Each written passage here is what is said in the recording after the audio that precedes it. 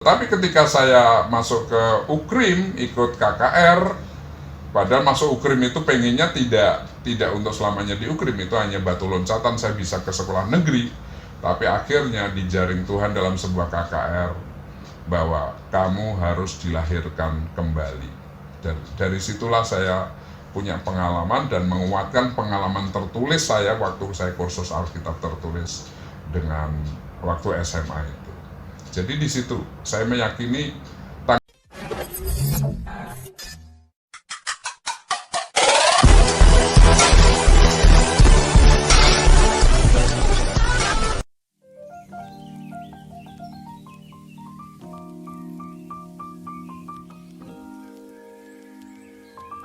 Shalom, selamat datang di Universitas Kristen Immanuel Yogyakarta, program studi Teologi Konseling Kristen. Selamat datang di Universitas Kristen Immanuel Yogyakarta, program studi Teologi Konseling Kristen. Teologi Konseling Kristen salah satu program studi di bawah Fakultas Agama Kristen, terakreditasi B, berdiri sejak 19 tahun yang lalu, dan telah meluluskan konselor-konselor Kristen yang berkompeten di seluruh Nusantara. Baik menjadi konselor gereja, staf konselor di panti asuhan dan lembaga sosial, guru pembimbing sekolah maupun tenaga konselor di konseling center. Konselor bisa melakukan konseling pribadi dan keluarga, konseling anak dan remaja, juga menolong orang yang mengalami trauma dan duka cita, dibimbing oleh dosen-dosen yang berpengalaman, baik S2 maupun S3. Sarana dan prasarana yang lengkap seperti ruang bimbingan konseling, ruang kelas yang nyaman, dan perpustakaan. Kegiatan meliputi persekutuan doa, belajar konseling, seminar, dan kunjungan di lembaga-lembaga layanan sosial. Program studi Teologi Konseling Kristen siap menerima mahasiswa baru dari lulusan SMA dan sederajat. Pendaftaran online, pendaftaran offline, biaya pendidikan, juga beasiswa SPP variabel diberikan bagi 10 pendaftar pertama. Ngapain harus bingung? Kuliah aja di program studi Konseling Kristen Universitas Kristen Immanuel Yogyakarta yang sudah terbukti mengantarkan alumni menjadi orang sukses. Ikuti testimoni berikut ini. Shalom adik-adik calon mahasiswa-mahasiswi.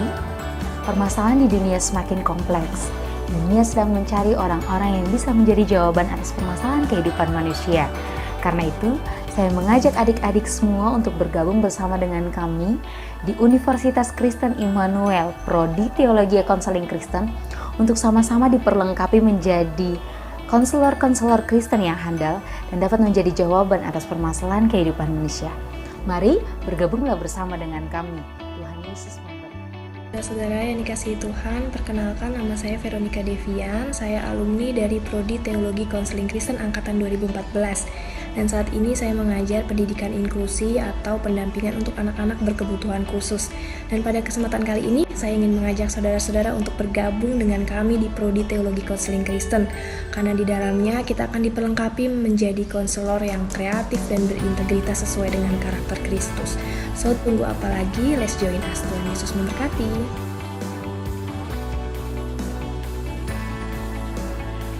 Program studi Teologi Konseling Kristen adalah program studi yang memfasilitasi mahasiswanya secara efektif dan efisien.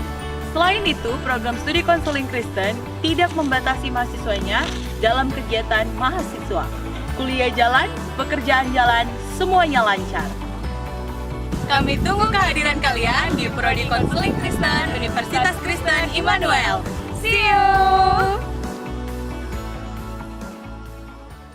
Oke, kembali lagi bersama podcast TKK. Bersama saya di sini Hosea Abednego. Pada kesempatan yang berbahagia ini, podcast kita kedatangan tamu yang sangat luar biasa, tamu yang sangat berdampak bagi Universitas Kristen Immanuel Yogyakarta. Siapakah dia? Mari kita sambut Bapak Dr. Eka Setiadi, Espak, MPDK. Selamat datang, Pak. terima kasih podcast PKK. Gimana Pak kabarnya? Kabar baik, makin gemuk ini masa pandemi, jadi banyak duduk ya, mengerjakan apa-apa, nggak bisa kesana kemari, jadi terbatas juga ruangannya. Puji Tuhan. Tuhan, sangat tetap happy Pak ya di masa pandemi. Ya harus happy, kita harus siasati semuanya ya. Kita jangan menyerah, tetap berharap yang terbaik dan berkreasi untuk negeri ini, untuk pelayanan kita, untuk perguruan tinggi kita. Puji Tuhan. Jadi teman-teman, beliau adalah Rektor Universitas Kristen Immanuel sekaligus dosen di Fakultas Agama Kristen. Jadi saat ini sebenarnya pertemuan pertama saya dengan beliau, karena selama ini kami bertemu di kelas online melalui Zoom. Puji Tuhan, pada kesempatan kali ini kami bisa dapat bertemu. Terima kasih Pak untuk waktu yang telah disediakan. Terima kasih, sama-sama. Senang bertemu Anda. Sama-sama Pak. Jadi kita akan bahas-bahas ngobrol-ngobrol singkat saja Pak. Oke. Mengenai pengalaman Bapak. Boleh sedikit bercerita Pak tentang latar belakang keluarga, mungkin Pak punya berapa anak atau istri di mana, dan boleh diceritakan Pak. Oke, baik. Saya menikah tahun 92 dengan adik kelas saya. Sama-sama di PAK kuliahnya dulu. Jadi orang bilang pekco, ngepek konco, dapat teman gitu ya. Jadi adik kelas saya itu kami lulus bareng karena Pak Eka kebetulan lebih suka pelayanan pada waktu ini, mengambing hitamkan pelayanan yang kemudian harus diperbaiki di kemudian hari ya. Saya menyelesaikan S1 7 tahun. Jadi waktu itu ketemu dengan teman hidup itu ya, dia adik angkatan, lalu kemudian kami bersama-sama. Kami menikah 92, setelah kami lulus tentu saja. Saya lulus 90 S1 saya. Lalu langsung diminta oleh Pak Rektor ketika itu, yaitu pendiri UKRIM dan STTI, Dr. Krisma Rantika.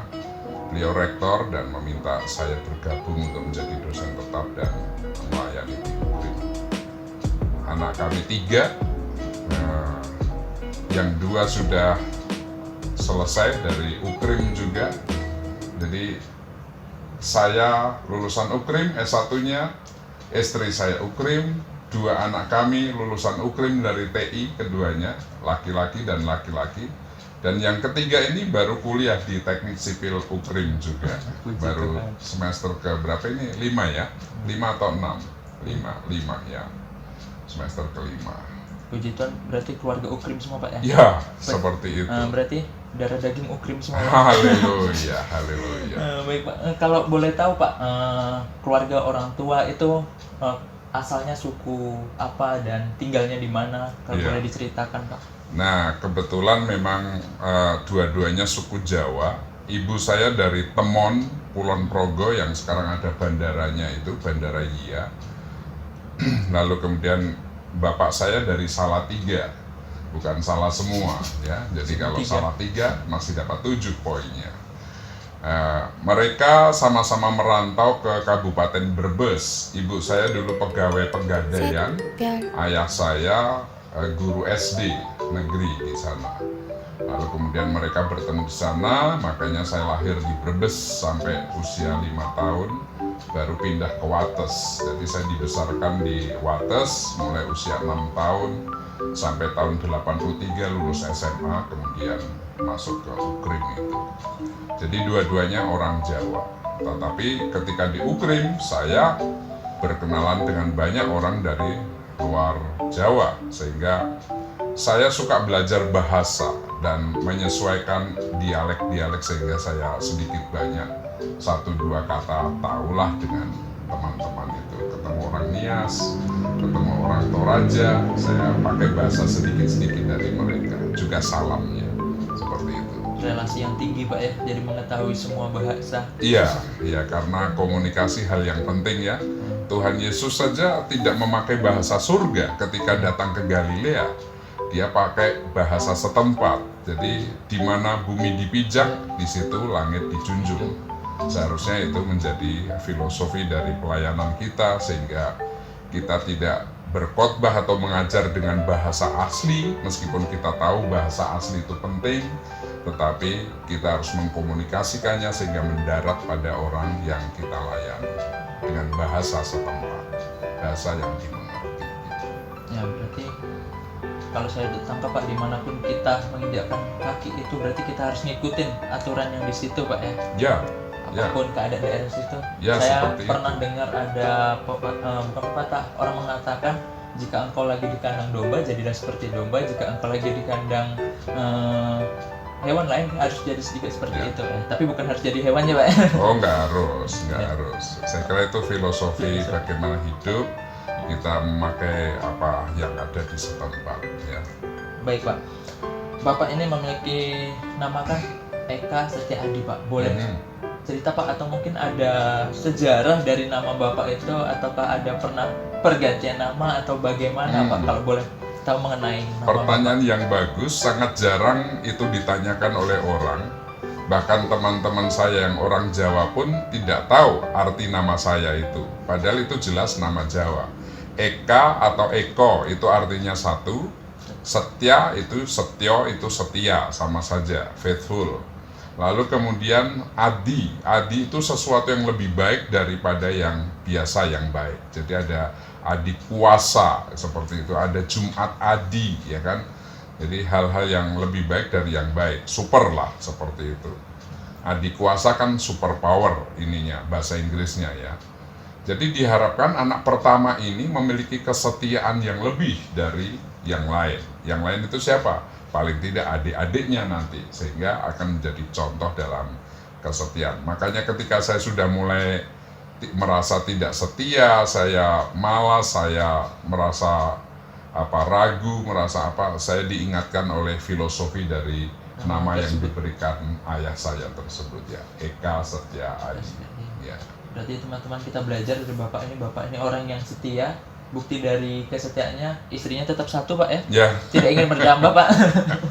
Nggak boleh. Nggak boleh. Iya benar-benar Pak, nggak boleh. Jadi teman-teman kita harus tetap setia dalam semua keadaan. Iya. Baik Pak, boleh sedikit cerita Pak, kalau tadi pengalaman tentang latar belakang nama Bapak, pengalaman masa kecil Bapak yang sangat berkesan, yang sampai saat ini mungkin Bapak tidak bisa lupakan Pak.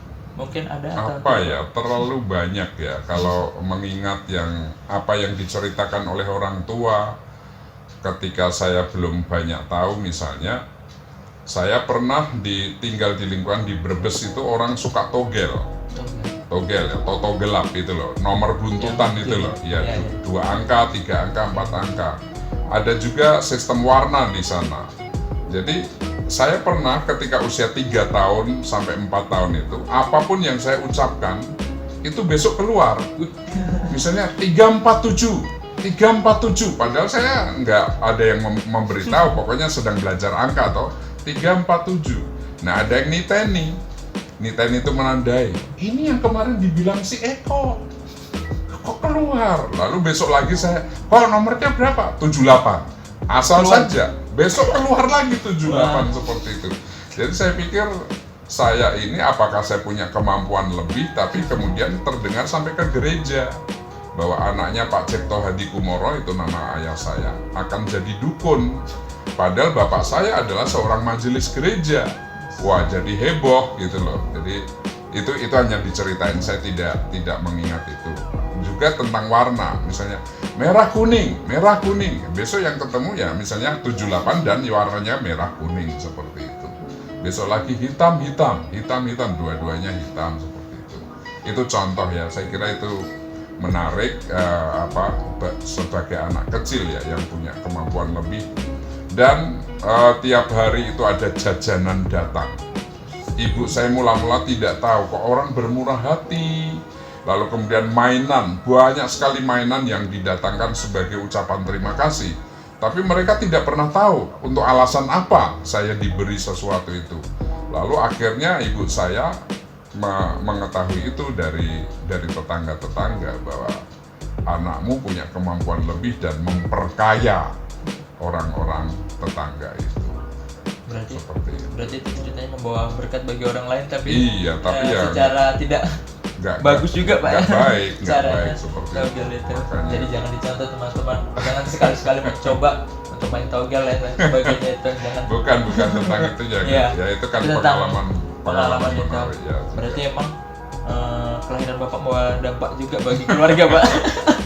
barangkali begitu ya. Tadi kan sedikit Bapak menceritakan tadi papanya itu majelis Pak ya, Ya, majelis dulu, gereja. ya, Nah kalau boleh tahu Pak, pengalaman Bapak atau Bapak percaya sepenuhnya itu mempercayakan Yesus sebagai Tuhan dan Juru Selamat itu sejak kapan Pak? Ataukah memang sejak lahir sudah langsung percaya atau fase ketika sudah dewasa baru percayakan 100% Pak kalau boleh Ya, tahu Pak? baik. Pertanyaan yang penting. Saya dulu meyakini bahwa setiap orang Kristen pasti Kristen, seperti itu. Karena saya tinggal dari lingkungan orang Kristen. Ayah ibu saya Kristen sebelum saya lahir, maksud saya. Nah, tetapi setelah saya persingkat saja, di SMP saya ketemu guru, SD saya nggak dapat pelajaran agama Kristen, kelas 1 sampai kelas 6. Ketika ujian, saya hanya diberi soal yang asalnya saya baru tahu kemudian setelah saya mengerjakan itu semua dari guru sekolah minggu di gereja kami. Jadi soalnya 60, saya bisa mengerjakan hanya dalam 30 menit dan benar semua jawabannya. Sementara teman-teman saya yang beragama Muslim itu, karena saya satu-satunya yang Kristen dalam satu kelas itu, yang mengerjakan soal-soal Muslim itu hanya 25, 10, 10, dan 5. Tapi yang 5 ini adalah menulis Arab. Dan mereka nilainya ya ada yang 7, ada yang 8, seperti itu.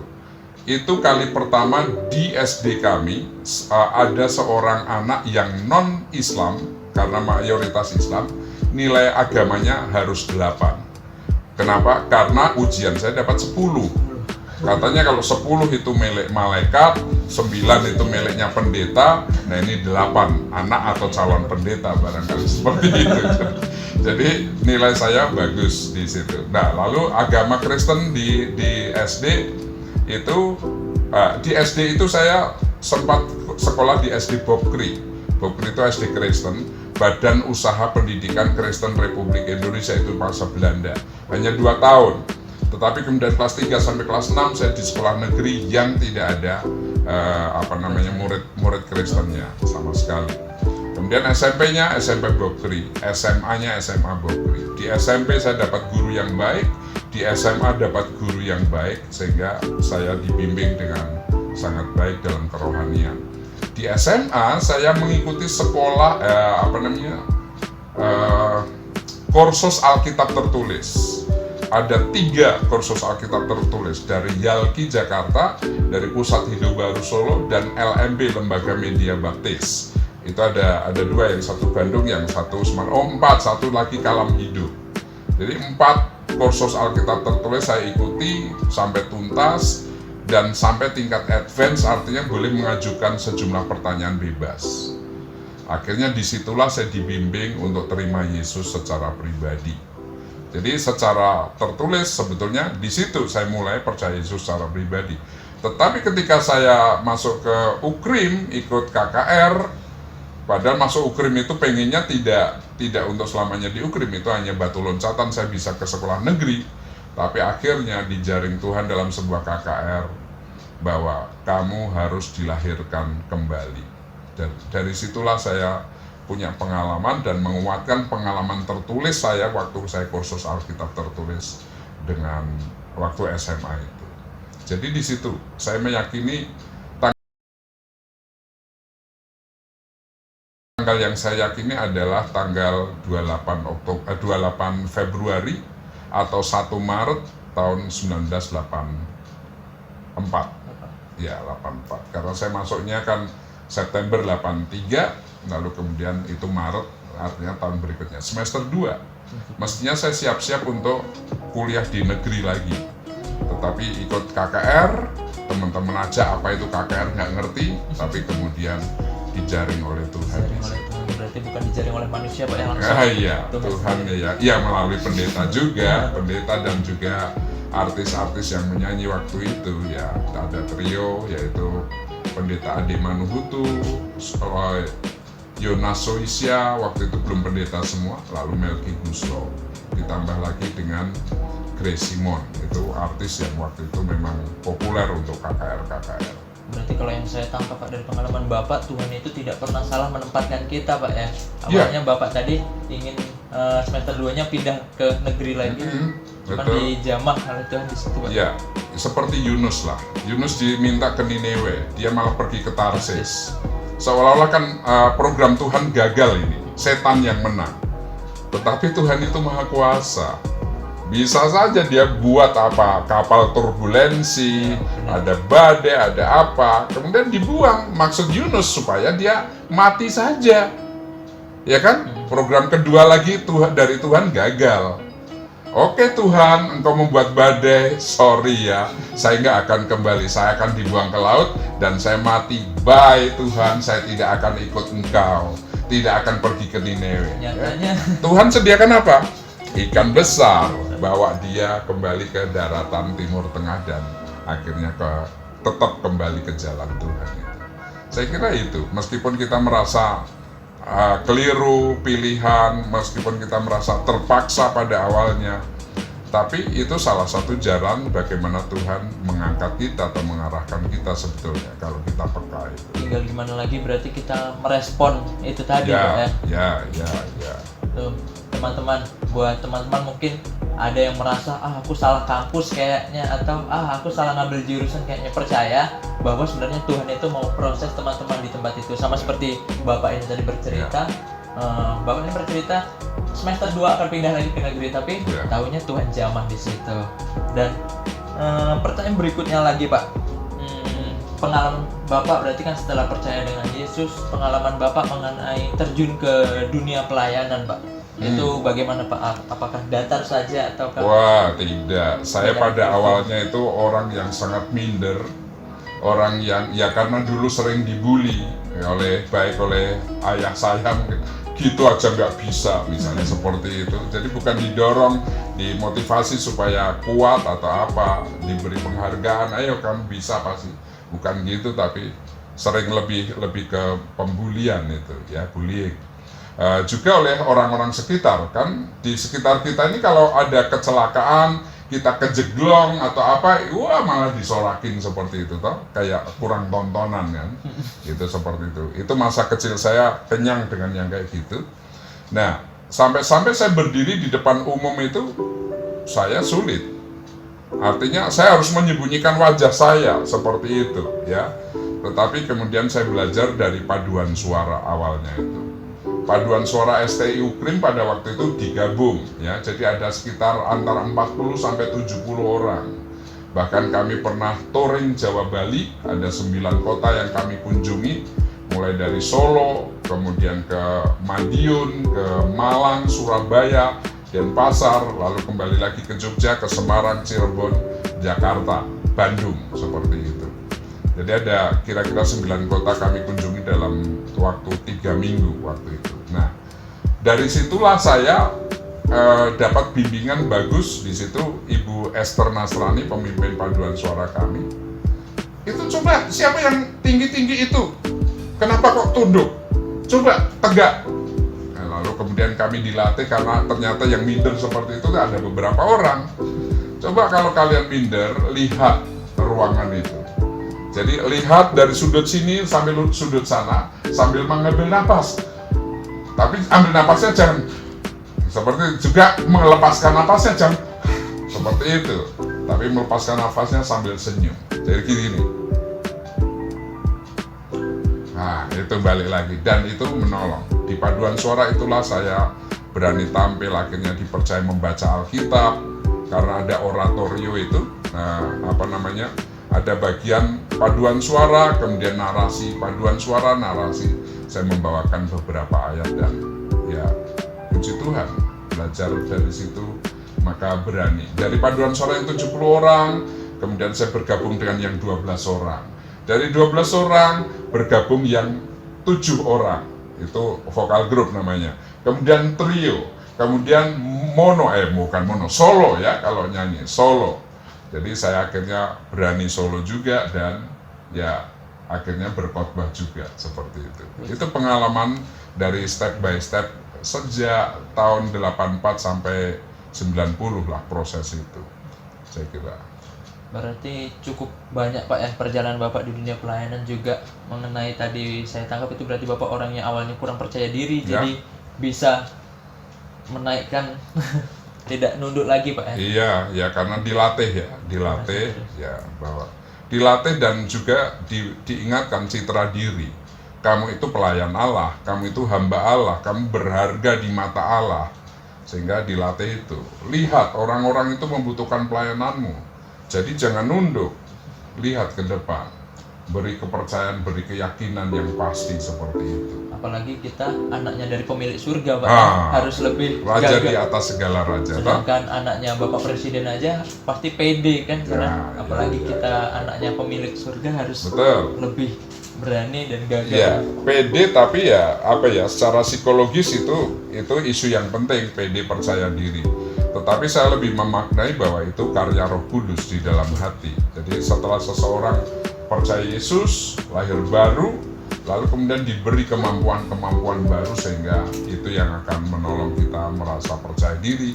Bukan karena kita hebat atau merasa lebih, tapi karena memang roh yang ada di dalam kita yang lebih besar kuasanya dari roh manapun itu akan memampukan kita untuk berani tampil berbeda seperti itu. Baik Pak, sangat luar biasa Pak.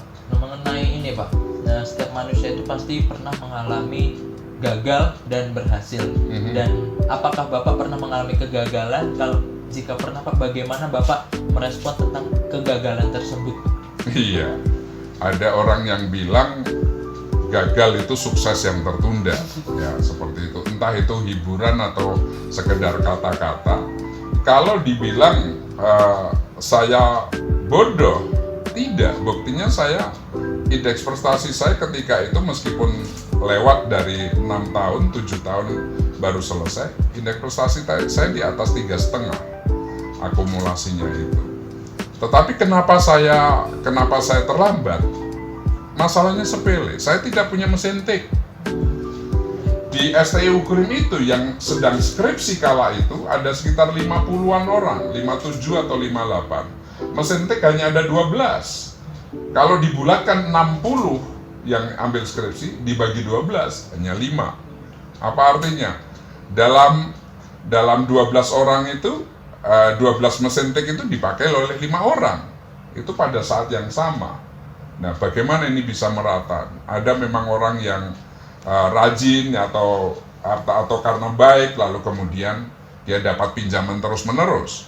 Atau selain pendekatannya baik, mungkin wajah cantik, ganteng, atau wangi dibandingkan dengan orang-orang yang seperti itu, saya merasa tidak punya semuanya itu. Termasuk parfum, ya parfum saya ketiak doang, seperti itu. Jadi, mungkin itu juga teman-teman tidak dekat dengan saya. Tetapi rupanya enggak, itu hanya masalah kesempatan. Setelah saya dapat kesempatan, saya pinjam mesin tik itu 5 sekaligus. Ya, ada orang bermurah hati. Karena itu saya pinjamnya ketika libur. Jadi Juni itu STI sudah selesai perkuliahan, baru masuk lagi nanti Agustus libur 2 bulan. Disitulah saya mengerjakan skripsi saya. Dan saya ketik hanya 1,5 bulan sampai 3 bulan selesai, udah langsung ujian. Jadi 3 semester pengetikan saya, tapi sebetulnya hanya 3 bulan di situ dan setengah bulan di sini karena bab 1 selesai kemudian saya off. Tapi saya membuat bagan, membuat konsep, lalu tinggal mengetik di bagian itu. Jadi kalau mau dihitung-hitung, memang saya tertinggal dari sebagian angkatan saya. Tetapi ada orang yang lebih tertinggal lagi dari saya, 10 tahun baru selesai, 14 tahun baru selesai. Dan saya merasa kalau saya di tengah-tengah, kalau saya ditanya, kamu termasuk orang yang gagal atau berhasil? Saya sulit. Dibandingkan yang cepat, saya merasa saya gagal. Tapi dibandingkan yang lambat, saya merasa saya lebih cepat dari mereka. Ya, itu proses. Kalau dibilang proses pencapaian studi, yang batasnya 7 tahun, lalu ada yang 10 tahun, jelas itu terlambat.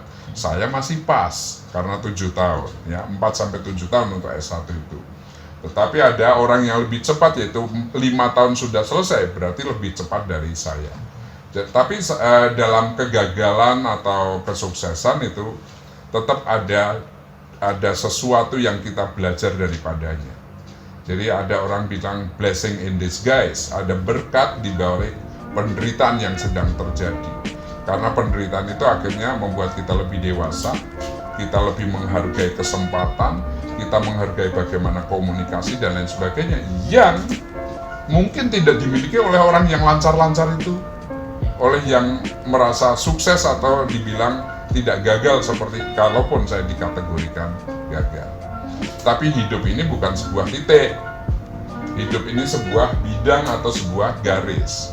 Gagal di sini belum tentu kemudian gagal seterusnya. Sukses di sini belum tentu kemudian sukses seterusnya. Hidup itu kadang naik turun ya. Tergantung bagaimana ketergantungan kita pada Tuhan, usaha kita dan juga faktor lingkungan dan lain sebagainya.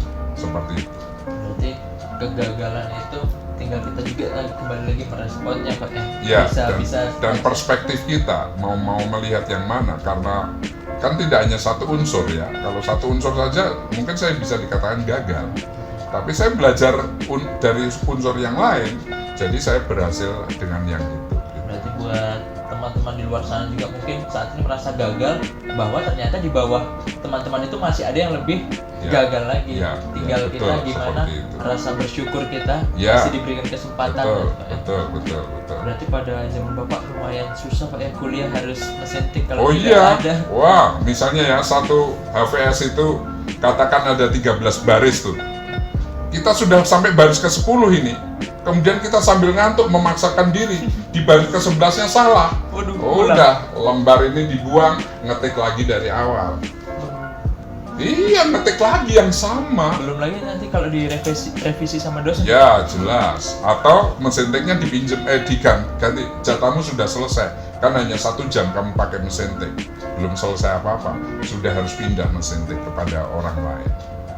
Wah, kami merasa sedih sekali, tapi heran. Setelah skripsi itu saya justru bisa beli mesin tik. Aneh gitu. Setelah selesai baru bisa kebeli. Baru bisa beli mesin tik. Gitu. Ya karena istri saya udah mulai mengajar dan harus membuat soal itu. Jadi kami putuskan untuk udahlah beli saja. Beli second tetapi masih cukup. Berarti di zaman sekarang ini komputer sudah banyak, laptop sudah banyak, sudah sangat membantu Pak ya mahasiswa. Berarti tidak ada lagi alasan kayak skripsi Pak belum buat. Betul. Ya misalnya ke zaman yang lebih maju. Setelah saya 5 tahun atau 10 tahun sudah ada komputer, tapi harus pakai flash disk. Flash disk bisa hilang, tertinggal, bisa rusak, tertekuk dan lain. Ada flash disk kecil dulu, floppy disk itu segini ya lebarnya. Kemudian flash disk yang kecil lebih kaku. Kemudian ada ini namanya disket, disket yang segini floppy disk namanya. Kemudian ada disket yang lebih kecil. Kemudian ada sekarang hanya segini toh. Seperti itu. Tapi sama saja itu juga akhirnya tertinggal, ada cloud di sana.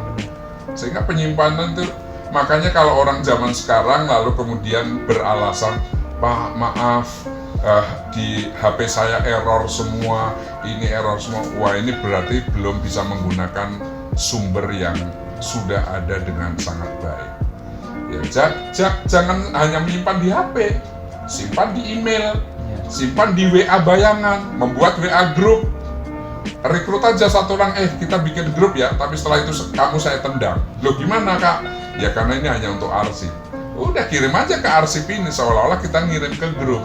Tapi itu hanya kita yang bisa membuka. Ya itu, Google Drive juga Google Drive ya. Jangan banyak alasan lah kalau hanya masalah-masalah penyimpanan seperti itu.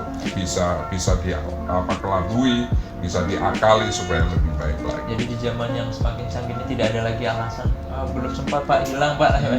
Jika dilihat di beberapa tahun, terutama di zaman Bapak kuliah itu sangat-sangat susah ya. Susah.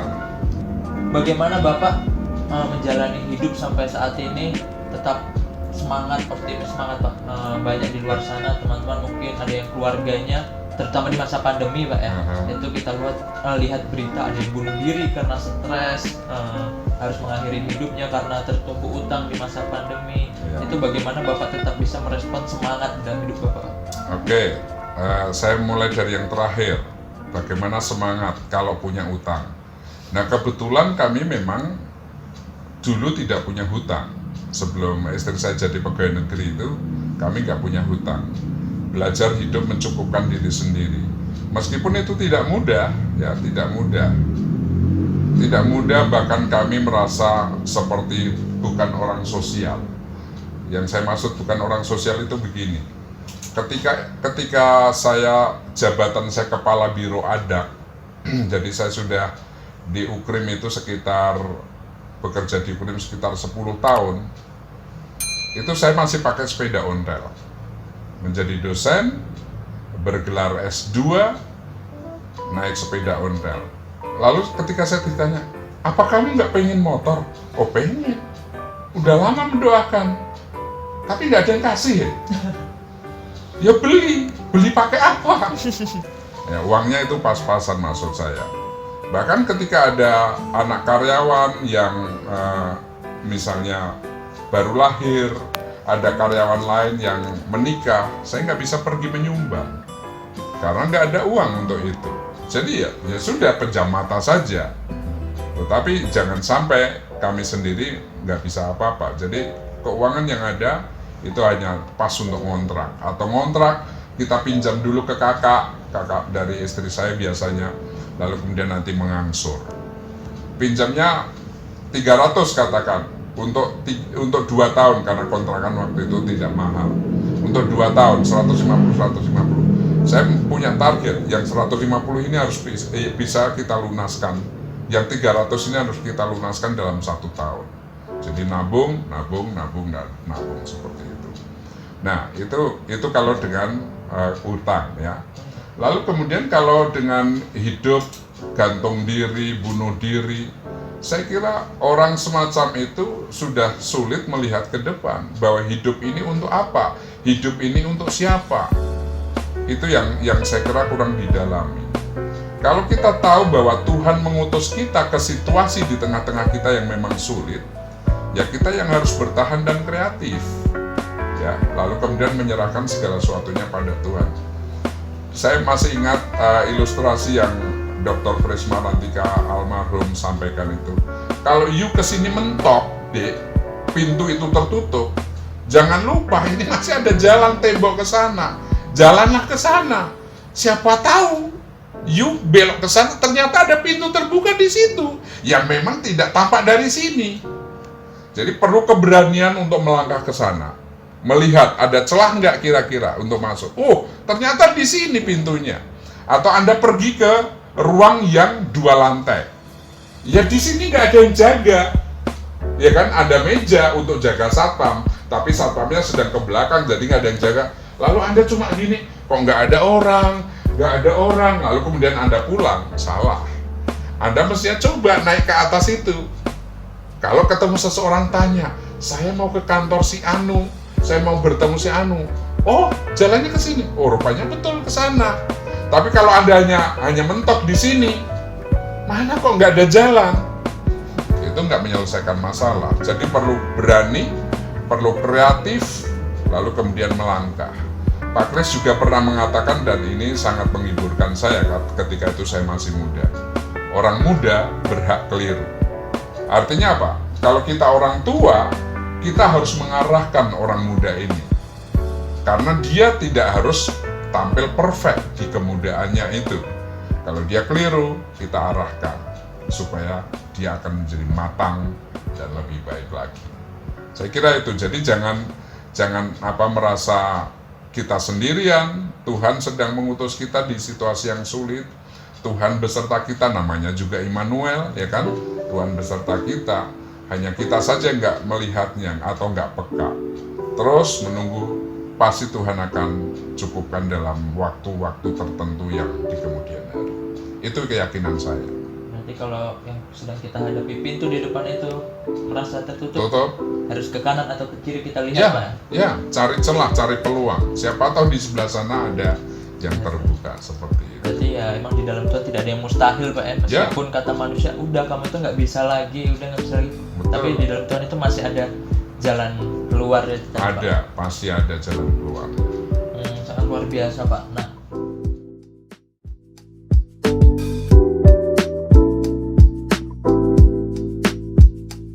poin berikutnya lagi, Pak, mengenai keluarga. Kalau ini, Pak, balik lagi dengan keluarga, pernikahan dengan istri, dengan ibu itu kurang lebih 30 tahun sampai saat ini, Pak, ya? Ya, 30 tahun betul. Nah, banyak lika-liku. Bagaimana Bapak bisa mempertahankan keharmonisan di dalam istri dan anak di keluarga itu, Pak? Bagaimana? Iya, saya memakai ilmu kesehatan. Kami mengajak Bapak Ibu Saudara-saudari yang memiliki kerinduan ingin menjadi seorang konselor Kristen, mari bergabung bersama kami program studi Teologi Konseling Kristen Universitas Kristen Immanuel Yogyakarta.